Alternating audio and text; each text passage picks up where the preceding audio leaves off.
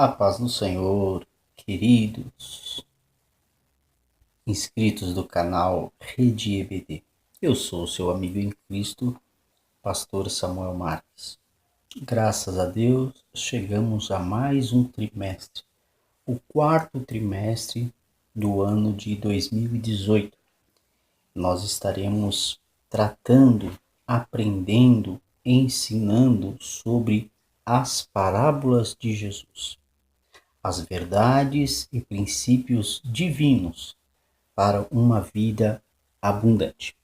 Antes de adentrarmos na primeira lição, que tem por título Parábola, uma lição para a vida, eu gostaria aqui de dar os parabéns a todos vocês que estão inscritos, professores e auxiliares, e desde já pedir desculpa que deu problema no na nossa câmera, então nós vamos por esses dias tão somente transmitir via áudio.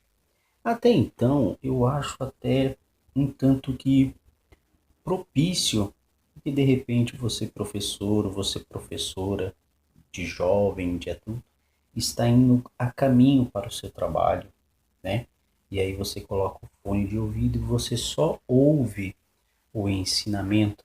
De repente você está no horário de almoço e você está ali junto com as pessoas e não tem como você assistir o vídeo, né? O vídeo é muito bom, mas eu quero aqui mostrar os dois lados de como é bem aceito também o áudio, né? E de repente você está no seu trabalho, no seu horário de almoço, você pode pegar a sua revista e ouvindo o áudio e seguindo tópico a tópico, tá bom? E não deixe de deixar o seu like. Por que o like? O like é de muita importância porque o YouTube ele está vendo quem está recebendo muitos likes e essas pessoas são destaques. Eles colocam o nosso vídeo em destaque. Isso é muito bom para o crescimento do nosso canal.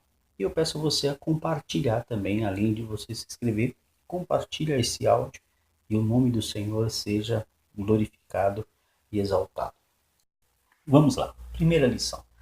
Parábola. Uma lição para a vida está baseado no texto áureo em Marcos capítulo 4, verso 34, que diz assim: E sem parábolas nunca lhes falava, porém tudo declarava em particular aos seus discípulos. Verdade prática. As parábolas são uma forma instrutiva para se ensinar grandes lições e delas podemos extrair as inspirações e os ensinamentos divinos para a vida cristã. Meu querido professor e auxiliar, se você notar, na verdade prática já nos chama a atenção e pode ser uma interrogativa e até mesmo uma afirmativa para a sua classe. Veja bem, vou repetir. As parábolas são uma forma instrutiva para se ensinar grandes lições. E delas podemos extrair as inspirações e os ensinamentos divinos para a vida cristã. Antes de adentrar nos tópicos da lição, eu preciso dizer a vocês que parábola é uma pequena história inventada com o objetivo de comunicar uma mensagem ou ensinar uma lição. Nos textos bíblicos existem muitas parábolas. No Novo ao Antigo Testamento, por conta disso, muitas pessoas ficam em dúvida sobre o que é uma parábola. Apesar de serem histórias até mesmo fictícias, as parábolas são ilustrações que se baseiam em episódios reais do cotidiano. As parábolas utilizam esses episódios comuns para estabelecer uma comparação que transmite entendimento e sabedoria. Entenderemos melhor o que é uma parábola e quais são as parábolas da Bíblia, porque no Novo Testamento existem várias e no Velho Testamento também. Até o final desta videoaula, eu vou citar algumas parábolas no Antigo e no Novo Testamento. O primeiro tópico aqui da lição diz assim: o que é parábola? Parábola no hebraico, mashal, dependendo do contexto, refere-se a um dito profético. E aí o comentarista aqui ele cita várias dizeres sobre o que é a parábola, né? Ele diz que é um provérbio, uma analogia, um enigma, um discurso, um conto. Então, essa palavra, ele diz que ocorre cerca de 40 vezes no Antigo Testamento e cerca de 50 vezes no Novo Testamento. A palavra parábola, ela se originou no grego, e no grego dizem assim, parábola, que quer dizer o quê? Por ao lado de. Quando se põe ao lado de alguma coisa, ao lado de algum elemento, então nada mais é do que uma comparação. Então, um termo usado para se entender uma parábola é comparação. E Jesus, ele ensinava os discípulos por meio de parábola para mostrar as coisas espirituais usando as coisas naturais.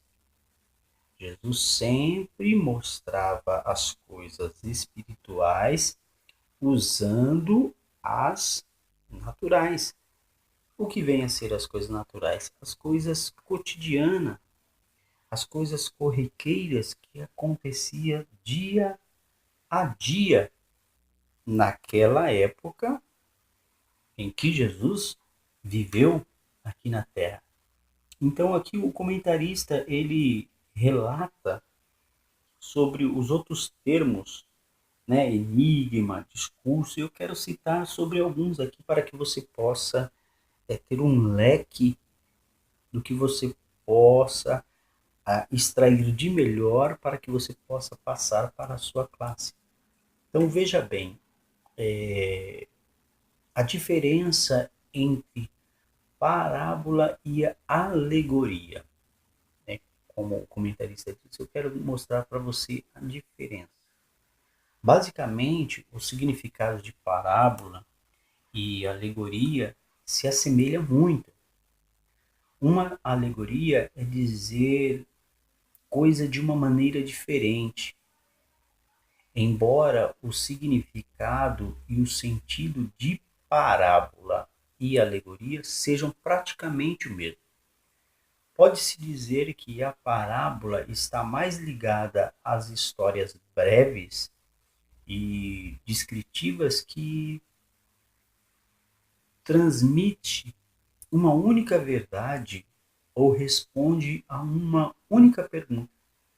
Já a alegoria é uma história mais elaborada, que fornece comparações possíveis em vários ou todos os detalhes contidos dentro dessa história. Então, professor, de forma geral, mesmo podendo haver essa distinção, as narrativas bíblicas com tais características ou finalidades são chamadas popularmente de parábolas.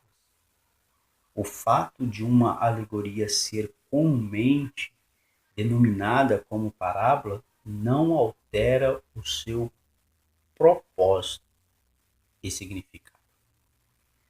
Qual que era o propósito de Jesus na parábola? Ensinar os discípulos, usando a comparação das coisas terrenas para transmitir a eles as coisas celestiais. Também o comentarista ele usa aqui a fábula, né? Diferentemente da parábola, a fábula é uma narrativa onde objetos estáticos, veja bem, onde objetos estáticos, inanimados e seres irracionais são descritos, queridos, demonstrando comportamento, sentimento e razão humana. Isso significa que a fábula traz uma ideia totalmente imaginária. Quem já não ouviu aí uma história falar, isso é fábula? Não, isso não é verdade, mas ela permanece por muitos e muitos anos, a tal fábula, ao ponto de nós até mesmo deduzir, será mesmo verdade? Será mesmo que aconteceu? Mas não passa de uma fábula, né? Então eu vou repetir, a fábula é uma narrativa onde objetos estáticos ou inanimados e seres irracionais são descritos demonstrando sentimento e razão humana. Entendeu? Um exemplo de uma fábula pode ser encontrado em Juízes, no capítulo 9, do verso 7 ao 15. Esse texto fala de árvores que ungem um rei. O versículo diz assim, ó: foram uma vez as árvores a ungir para si um rei. E disseram à oliveira: reina tu sobre nós. Outro exemplo de fábula está em 2 Reis, capítulo 14, verso 9. Essa fábula é chamada de O Gardo e o Cedo. Depois você confere lá para você ver que interessante. E a outra é a símile e a metáfora. Quando estudamos sobre o que é parábola, também é interessante compreendermos o que são símile e metáfora. Símile é uma comparação de coisas que se assemelham. Na símile, uma coisa é equiparada à outra para trazer um significado. Em Isaías capítulo 53, no verso 7, diz assim: como uma ovelha que permanece muda na presença dos seus tosquiadores, eles, ele não expressou nenhuma palavra. Vou repetir. Como uma ovelha que permanece muda na presença dos seus tosquiadores, ele não expressou nenhuma palavra. A metáfora é uma figura de linguagem na qual o significado de um vocábulo é utilizado para descrever o outro. Isso acontece por meio de comparações implícitas. Encontramos o exemplo de metáfora em Mateus capítulo 7, no verso 35, que diz assim: guardai-vos dos falsos profetas, que vêm a vós disfarçados em ovelhas, mas interiormente são lobos devoradores. Comparado à parábola, tanto a símile quanto a metáfora são breves, enquanto a parábola é mais extensa. Então, nota que a símile e a metáfora, existe um limite para a comparação deles, que dali não passa. Não tem mais o que dizer sobre determinada comparação usando a metáfora e a símile. Agora, a parábola não. A parábola, ela é de maior extensão de significado, de explicação, tanto mais ainda se tratando das coisas espirituais. espirituais. E agora eu quero relatar aos irmãos sobre as parábolas no Antigo Testamento. Você pode utilizar aí de extensão a sua aula.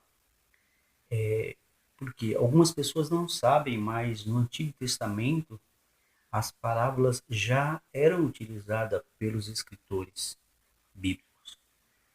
O uso das parábolas como recurso literário é muito antigo. Nos escritos rabínicos, por exemplo, muitas parábolas podem ser encontradas.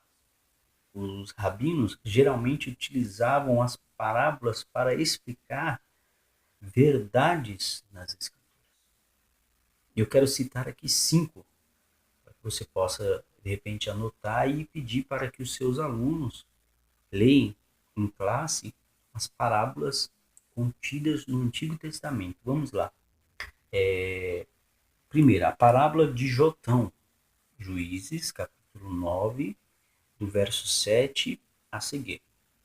A parábola de Jotão, Juízes, capítulo 9, do verso 7 a seguir. Tem também a cordeirinha, que está lá em 2 Samuel, capítulo 12, verso 1 ao 4. A cordeirinha, 2 Samuel, capítulo 12, verso 1 ao 4.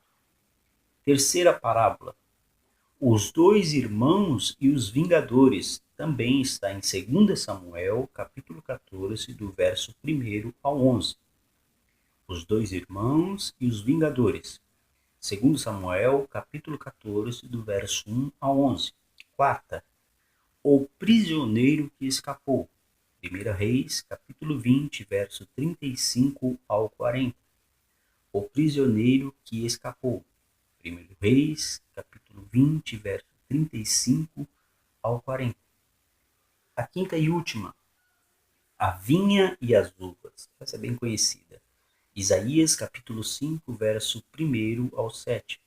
A vinha e as uvas. Isaías, capítulo 5, verso 1 ao 7. Depois, se vocês, queridos professores, desejarem mais, entre em contato pelo meu e-mail, que aí eu passo para vocês com maior alegria. Né? Tem a parábola do profeta Jeremias, as duas águias e a videira, o leão na gaiola, a panela fervendo. Mas eu quero citar agora, daqui a pouco, antes de finalizar, no Novo Testamento. Agora eu quero dizer sobre as parábolas no Novo Testamento. Por todo o Novo Testamento, muitas metáforas e comparações são encontradas. Porém, as parábolas são encontradas somente nos evangelhos. Todas elas foram contadas por Jesus. Diferentemente dos rabinos, Jesus usava as parábolas para proclamar o reino de Deus. Isso significa que, por meio das parábolas, Jesus anunciava algo inédito que estava sendo revelado em seu próprio ministério. As parábolas de Jesus não podem ser comparadas a nenhuma outra parábola existente, pois sua originalidade e propósitos são inigualáveis. Aí eu pergunto, quais são as parábolas do Novo Testamento? Existem parábolas que só são encontradas em um único evangelho. Já outras são encontradas em 2 ou até em 3 evangelhos. A lista de parábolas contadas por Jesus no Novo Testamento, professor, pode variar.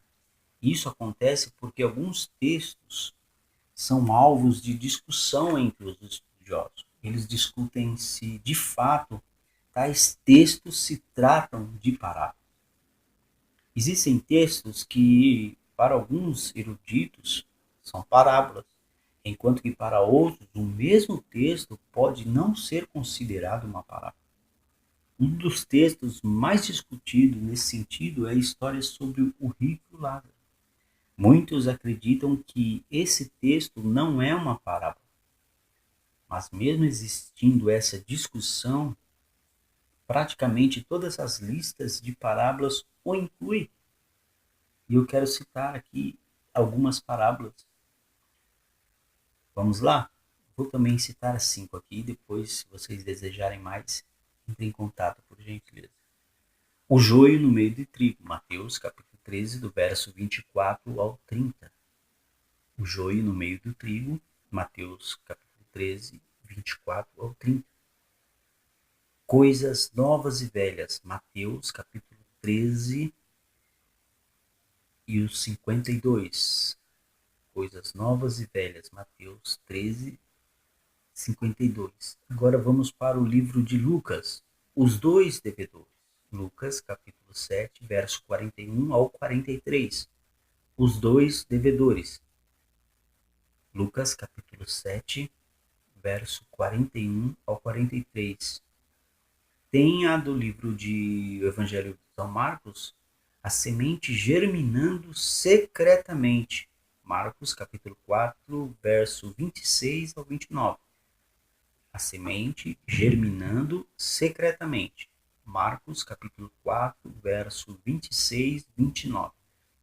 E vamos agora a mais uma do livro de Evangelho de São João. O bom pastor. João capítulo 10, do verso 1 ao 16. O bom pastor. João capítulo 10, do verso 1 ao 16. Vocês notem, queridos, que existem muitas outras. No Novo Testamento tem mais de 30 parábolas. Né? Vocês, querendo, podem entrar em contato comigo, que eu vou passar para vocês com maior alegria. E para finalizar, várias pessoas acabam cometendo erros graves na interpretação das parábolas, com propósitos homiléticos e muitas vezes sensacionalistas. Essas pessoas tentam encontrar dentro das parábolas de Jesus verdades e significados que realmente não estão sendo transmitidas originalmente por elas. Isso significa que tais pessoas aplicam significados a certos detalhes de algumas parábolas que não estão presentes originalmente nelas. Esses significados não fazem qualquer sentido no contexto original e ainda servem para desfocar a verdadeira mensagem transmitida pela parábola. Embora existam parábolas de Jesus que trazem mais do que um único significado, é preciso ter cuidado para que o significado verdadeiro passado por Jesus não seja distorcido. Concluindo, o comentarista ele diz assim: não há como perceber nem entrar no reino de Deus sem ter nascido de novo. Por isso a salvação da alma é parte integrante das parábolas. Você já nasceu? Você já renasceu? Já se arrependeu dos seus pecados e confiou em Jesus Cristo e em seu sacrifício pelos seus pecados? Você conhece o Rei deste reino? Seu coração já se prostra diante desse Rei? Ou vive em rebeldia contra ele ainda? Os verdadeiros súditos reconhecem a soberania e submetem-se a ela. Querido professor e auxiliar, que essa explanação simples e singela sobre a parábola seja de grande proveito na sua aula, porque o foco da primeira lição é sobre a parábola, uma lição para a vida. Você pedindo orientação a Deus através do Espírito Santo, você através de uma parábola destas que eu citei tanto no Velho quanto no Novo Testamento, pode ser de grande valia para você ensinar a sua classe. Que você tenha uma aula abençoadora, que você tenha uma aula de grande alegria, de grande satisfação, que os seus alunos possam ser contagiados através da sua aula. E eu oro a Deus para que vidas sejam impactadas através de você, professor, através de você, auxiliar. Que Deus em Cristo vos abençoe. Eu me despeço na paz do Senhor e sempre orando por vocês. E eu não posso deixar de terminar e pedir para você, deixa o seu like, deixa lá o seu joinha, ajude no nosso canal. Que Deus em Cristo vos abençoe. Que a paz do Senhor permaneça na sua vida, em nome